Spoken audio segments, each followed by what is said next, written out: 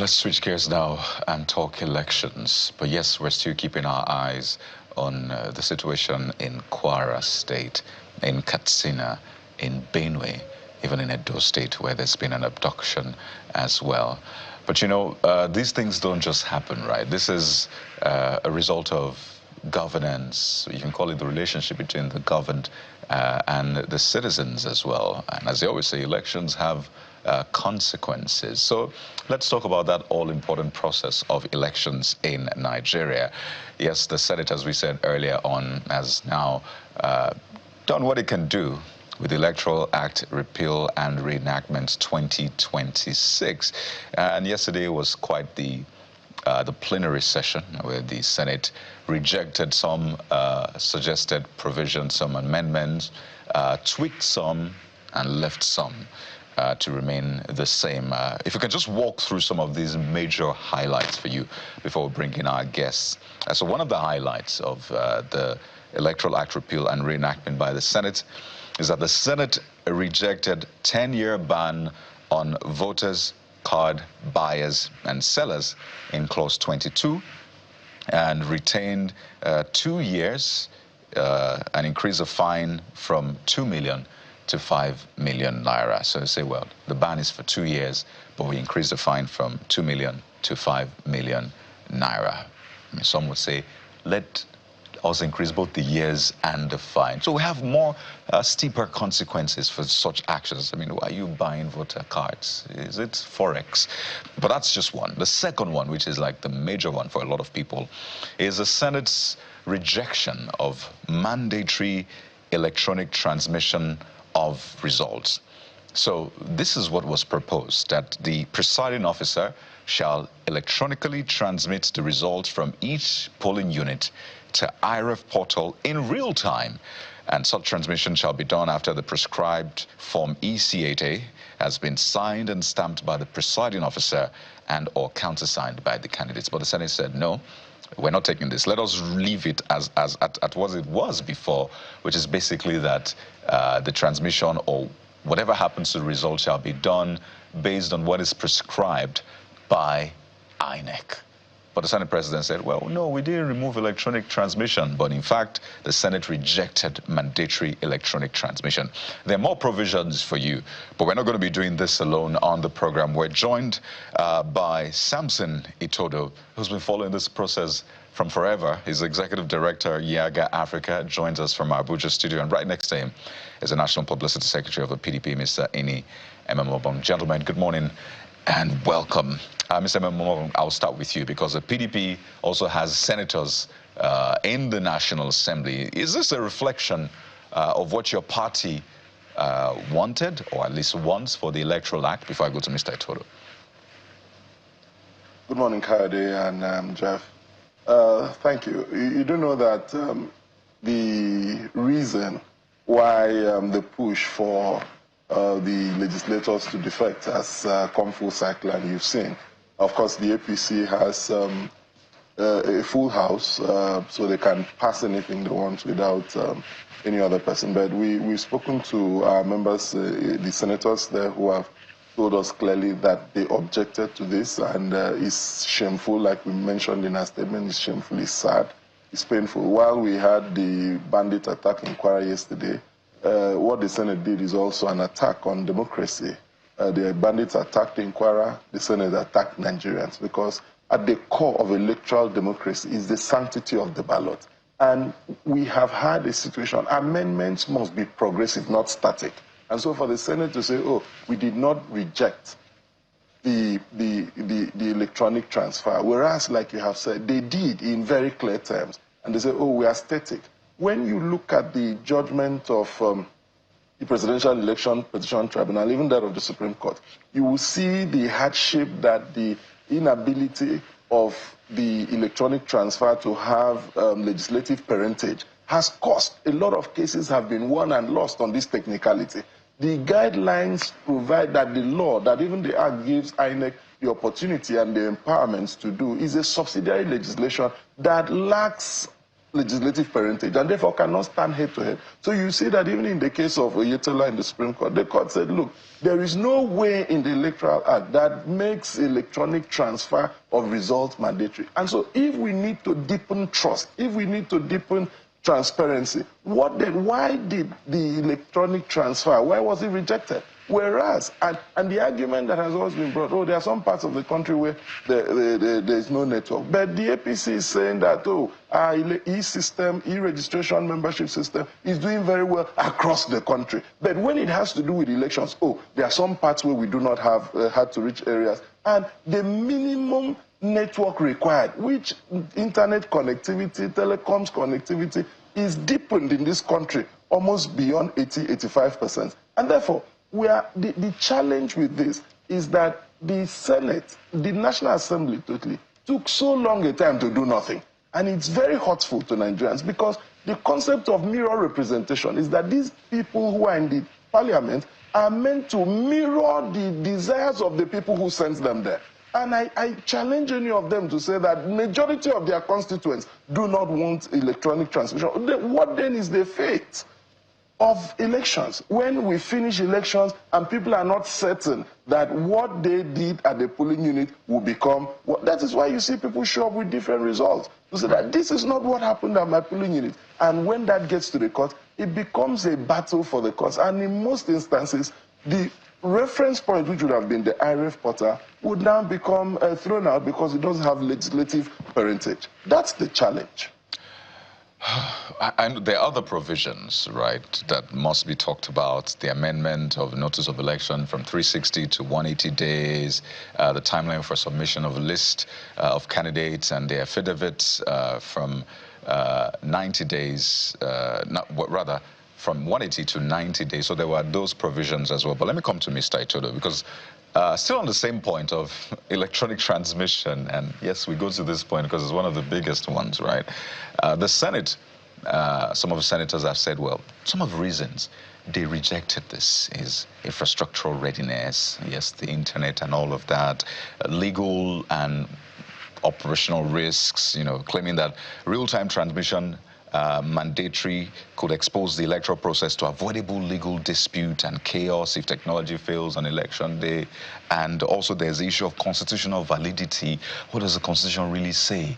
What if some are not able to transmit? Does that then make the whole thing fall flat on its face? So they're like, these are real issues that we must look at. So Mr. Itodo, I'm sure you've heard some of these explanations. Does it cut it for you? Well, it doesn't cut it for me. I think those are very flimsy excuses being, propagated by legislators just to justify the decision that they took, which is really at variance with the wills and aspirations of Nigerians. It is clear from the pattern of the Senate vote that they are really positioning themselves and making us to believe that they are scuttling every attempt to reform the electoral process. Because the position that they took, does not align with even the proposal that the committee forwarded to the Senate. Over the last 2 years, there have been several deliberations, consultations led by the Senate Committee on INEC and the House, and stakeholders have said that we needed electronic transmission of results. The Supreme Court and other courts have also held that you need to have the principal act, which is the Electoral Act, make those provisions for electronic transmission of results. But the position taken by the Senate really rolls back on the gains that the 2022 Electoral Act has. It is disgraceful, and it's really unfortunate that at a time like this, when the Senate should have risen to the occasion to protect and ensure that there are guardrails that prevent human interference with our results management process, that safeguards, the results management process from manipulation, they have chosen, to drop the ball. And it's just really sad and really a dangerous threat, to the credibility of future elections. It's not just electronic transmission of results. There are other provisions, like these compressed timelines. These proposals were not in the report that the committee presented, and we wonder how come these insertions were made and the Senate went ahead to pass it. You see, when you look at those timelines, the reason why the notice of election was first introduced in the 2022 Electoral Act was to create time for INEC to prepare for elections, as well as print ballot papers and result sheets. One of the things that we celebrate about the 2023 elections, was because there was local production of ballot papers and result sheets. We didn't print, as a country, we didn't produce ballot papers and result sheets in the 2023 elections, unlike what we do in previous elections. It was a landmark achievement, and that was only made possible because 5 or 6 months before elections, all the candidates had emerged, and INEC went ahead to produce the ballot papers. What they have now done is they've subjected, if this passes and signs, the president signs this into law, they have conscripted INEC, conscripted the timelines, and this will produce more logistical challenges. Unfortunately, the Senate president said yesterday, and what we have read, that the conference committee that has now been constituted has 1 month to conclude on its own process. By virtue of the current law, INEC is expected to issue the timetable of election 360 days. 360 days will be 20th of February this month. And so just like the INEC chairman told us yesterday, and we actually encouraged him, I think INEC should just go ahead and issue the timetable for election based on the 2022 Electoral Act, because it is clear that the Senate is curtailing the reforms having passed legislative test in the House of Reps. Let's bring it back to you. Two things, Mr. Etoda said. First, the report that was presented to them, there are certain insertions he mentioned about the limiting of the timeline, that it was not in the report. I don't know where they got it from. Perhaps they have the power to include it, even if it's not in the report. Maybe you can educate us on that, since you're a lawyer. But what does this say? Democracy is at risk. The faith in democracy is being threatened every day. And sometimes the political class, who are the biggest beneficiaries? I am not elected. I'm a journalist. It is the politicians that become president, governors are appointed into offices, and all of that. They are also responsible for derailing democracy. And so when you see things like this, what do you think the Nigerian people are thinking, given what happened in 2023? Because when it went to the court, the Supreme Court was very clear that IREF is just a viewing portal, and that's it. So this was supposed to strengthen, according in your words, give it some legal parenting. Now, if the harmonization committee, the conference committee, doesn't stick to the guns by ensuring that that of the reps passes ahead of the Senate, where do we go from here? Well, Jeff, it paints a sad and grim picture, especially considering the fact that even in 2022, when we had made some gains technologically, and the engagements were very high, and people felt that the elections would count, you still found out that only 26% of the total voters on the voters register voted, and that showed significant apathy. What this will mean and what this may do is that it's going to anger people. One of the two, the gentleman you were talking to, I think Kade was talking to him before now during the paper review, had said something, the docility of the people. Incidentally, Nigerians are very patient people. You push them to the wall, they begin to make a hole in the wall.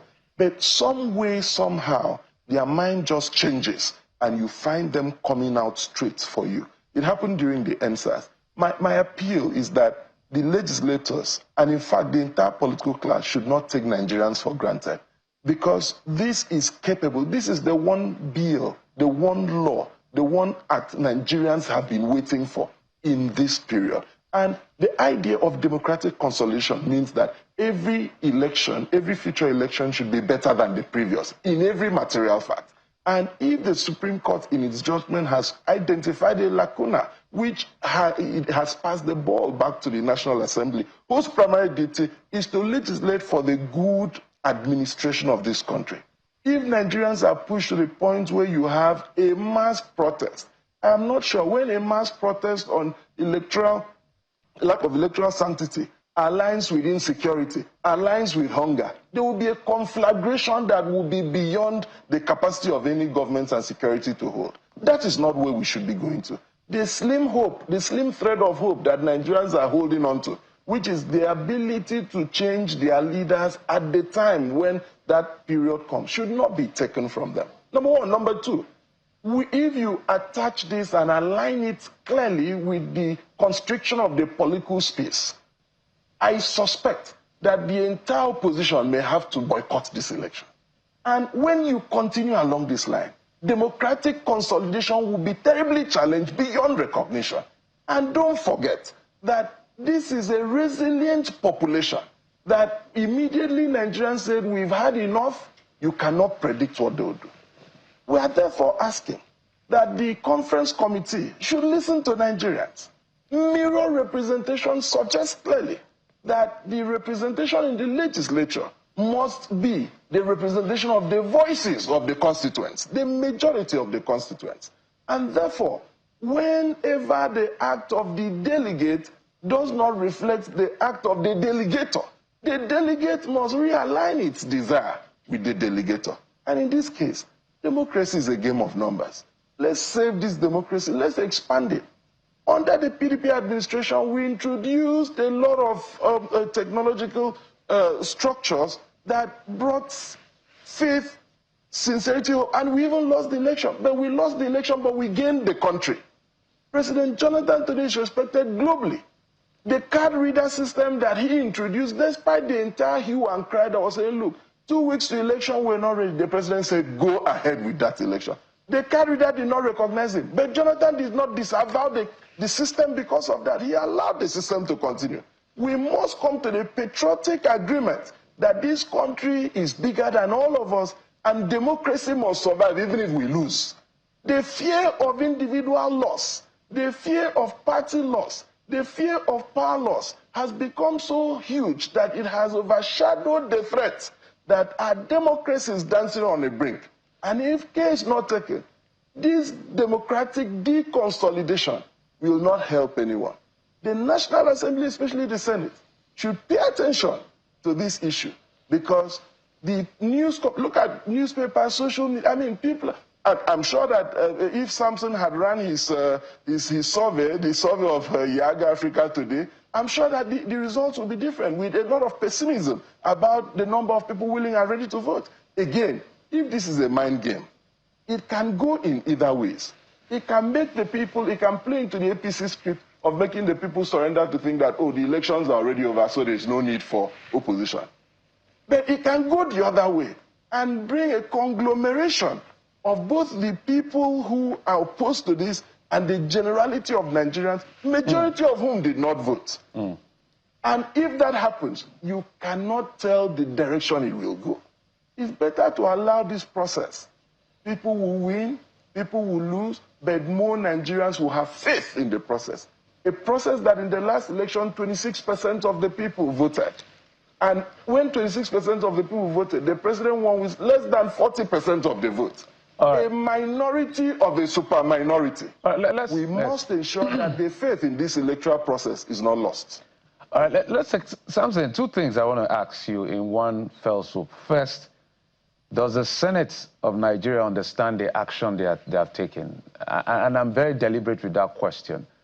The last survey we discussed for 2 days that YIAGA did about voter intention showed that 77% of Nigerians intend to vote, with the worry over violence around 46%. Do you think that will still hold with this development? My answer is, I would say to a large extent, no. Because if you check public sentiments, Nigerians clamor for electronic transmission of results to go hand in hand with the manual process because it limits human interference, it devolves power to the people and gives them the opportunity to monitor the process. Unfortunately, this action, our concern is that it will discourage voters from participating in the next election. In fact, the stakeholders will not have confidence because what is clear is that there is a deliberate attempt, to ensure that there is no electronic transmission of results because unpopular, corrupt politicians are scared of accountability. And electronic transmission of results will deepen that accountability. So I actually worry that this will impact on voter behavior, because it then means that we have to work twice as hard, and if not more than that, to inspire trust and confidence in voters that when they go to cast their votes in February next year or in the off-cycle elections, that the votes will count and results will not be manipulated. It's really unfortunate, and I must say it's a dark day for legislative governance in Nigeria, because this action taken by the Senate is highly condemnable, it's reprehensible, and it's a betrayal of trust of the Nigerian people. So to break this process down, for a lot of people who are just hearing electronic transmission and trying to understand, why is this important and how does it strengthen the process specifically now? Because for the voters, they go cast their votes, there's the accreditation process, they eventually thumbprint, and of course they put their votes in the box. And of course you expect that the electoral officers would then collate all of that, count the votes, and then they're meant to record it. So how does electronic transmission make the process better? And I'll play the devil's advocate here a bit. For some of these lawmakers and people who are supporting the move to retain that provision as it is right now, saying it's left to the discretion of INEC, and say, well, there's a possibility of interference. The word that has been used is hacking. Now that there's AI now, there's also the buzzword that they always use. AI can also be used to interfere and all of that. So how does this proposal make the process better in spite of all of the, the digital buzzwords that could be against it? Thank you very much, Kayode. And let's explain this. The first thing is, when you hear electronic transmission of results, it's a procedure, a process introduced to limit election rigging. How are elections rigged in Nigeria? There are several ways elections are rigged in Nigeria, and let me just cite one example. The first part is when voters vote at polling units. The weakest link is at collation level, because when you vote at the polling unit, the results are counted, they are recorded. The presiding officer takes that result sheet to the ward collation level. That's the first level of collation. At the ward collation level is where the manipulations take place. That's where results are falsified, they are manipulated, and then they go all the way to the end. What electronic transmission of results did is, or will do, is it ensures that once results at the polling unit, because elections are conducted at the polling unit, once election is concluded, that result sheet, which is the primary result sheet, is the first and the only true source of truth for an election. That result sheet is uploaded on the IREV and transmitted. That way, every Nigerian who has access to the internet can see the results from what has been concluded at the polling unit. So that when it goes to the collation and there is an attempt to manipulate the process, you have evidence to show that, no, this is what transpired at the polling unit. Mr. Atodo, so electronic transmission... Let me push this further, pardon me. Yeah. So how significant is that threat, which they say of hacking, of AI, let me just lay it bare, interference in short? How significant is that threat to this process? Listen, there is no technologies across the world that is insulated from manipulation or capture. All you need to do is to ensure that you have defense mechanisms, in place. So I don't think that it's a significant worry. It is a concern, but there are ways, there are ways and mechanisms you put in place to limit any form, of hacking. It's the same way we have banking transactions. We do a lot of transactions online. Aren't there safeguards? There are safeguards. So there's nothing different in this particular regard. One thing is really clear, that electronic transmission of results limits human interference and it makes the process transparent. Because once the process is transparent, compromised INEC officials will no longer alter results because the results will already be in the public. That is what saved the election in Nasarawa State. Is what saved the election in Zamfara. That is what saved the election in Abia in 2023. That's what saved the election in Adamawa in 2023. This same IREV that we talk about. That's why the court said you should introduce this in your law so that the results that will be on IREV will be legitimate and can be tendered as evidence in the court. Because the challenge that we're dealing with is that in today's Nigeria, there is uncertainty about INEC's regulations. In some way, the court said that the regulations does not have any legal binding effect. In another instance, it says that the INEC regulation is part of the legal framework. So there's a lot of confusion. And that's why the court said you should introduce this in law. The committees in the National Assembly introduced it as part of their report. The House of Reps voted for this because they align with the Nigerian people. Unfortunately, the Senate have now said that no, you Nigerians, you don't have a say in this process.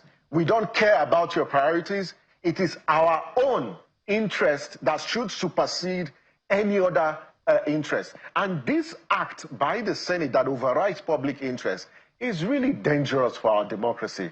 And I just hope that the conference committee would rise above board. All right. Would rise above board and say we will protect the integrity of future elections. Else, what we see happen in other parts of Africa can also happen here. All right, so let's begin to conclude, Mr. Imemong. So in concluding your thought, I don't know what the opposition will have to do, because right now, I know for a fact that if this is done, if you can't rig as condemnable as it is, because literally the people will say all political parties rig one way or the other. If you can't rig at a polling unit, then there's no hope for you, which is what Mr. Itodo was explaining, how that process to the ward level is carried out and rigging happens.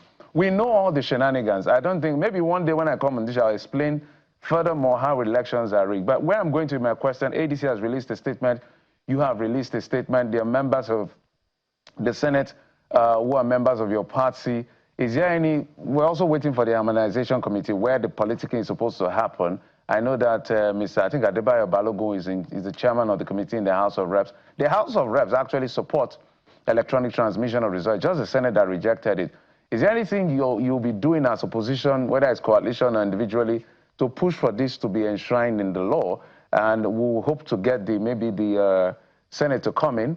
I don't know whether this is also the position of the APC, but we're talking about the Senate now. Mr. Mamabang, in 1 minute.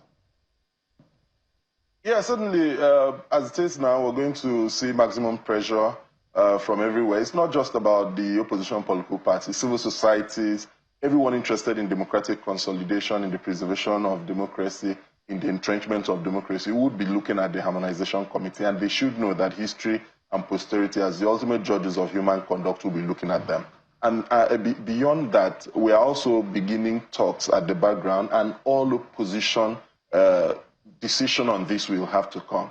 And if it gets to the point where the opposition parties lack faith in the process, we simply allow them to go and announce themselves, and so that they can enjoy themselves. Because what they are trying to do is to instill electoral authoritarianism, where the election is just a process of legitimizing authoritarianism. We would not allow, the opposition parties would not allow themselves to give credibility to a process that has been predetermined. I've said it severally, and I'll reiterate it here, that the key component of any election is the institutionalized uncertainty that the people who are contesting on the morning of the contest are not so sure they would win. That is the beauty. That is why it is an election, not an appointment. And so we are asking that the National Assembly, the Harmonization Committee, the Conference Committee should take the feelings of Nigerians on board, because this process is for Nigerians, it's not for the Senate.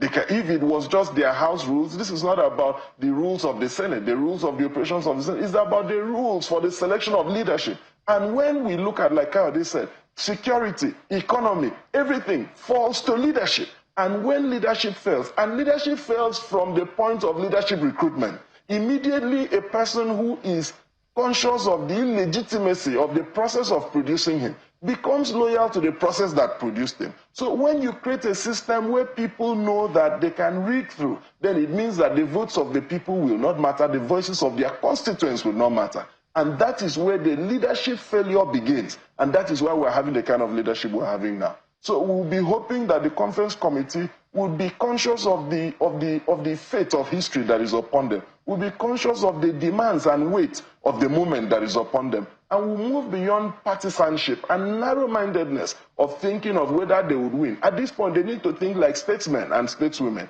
not of the next election, but of the next generation. And the deepening of democracy. Because if we don't pass this now, we're even looking at the fact that, oh, in the next series of sets of general election, we'll be talking about electronic voting. So why are we transfixed at a point when amendment is supposed to be progressive and not retrogressive? At some point, if you remain static for so long, it becomes retrogression because others would have passed you. So the fixation on a position has become retrogressive. And so we are asking that a progression should be made in this light so that we can compete with other democracies and we can look back and say, yes, indeed, that electronic transfers are happening. No one is complaining about hacking and the rest. Firewalls are there. The electoral laws, like other laws, must metamorphose as humanity and the people are developing. We can't be the tech base for West Africa and in some instances Africa. Some of the best fintechs have come out of us and we're still grappling with the issue. So it is good for money transfer, but it is not good for electoral transfer and power transfer. What are they afraid of? They should confess. Big question there. We have to thank you so much. I think another way to just break this down is to call it two-factor authentication, right? Yes, you can do the manual, but let's have another layer of authentication, which is the electronic bit of it, so everybody knows that at least this passed through the first layer, second layer, and it's even easier to trust the process that way. But gentlemen, we will continue with our electronic transmission of the morning brief, but we have to thank you so much, Mr. Samson Itodo, Executive Director, YIAGA Africa, and Mr. Eni Ememobong, National Publicity Secretary of the PDP. Always a pleasure speaking with you. Of course, we'll continue this conversation. Thank you very much. We'll take a moment now, and when we return, we'll come over to Lagos State. There have been some demolition. There's a court order said to be saying, no, do not do that. But it looks like the state government is going on with the demolition. Jakonde Estate. What are the issues? What is outstanding? How do we move forward? Stay with us. We'll be right back.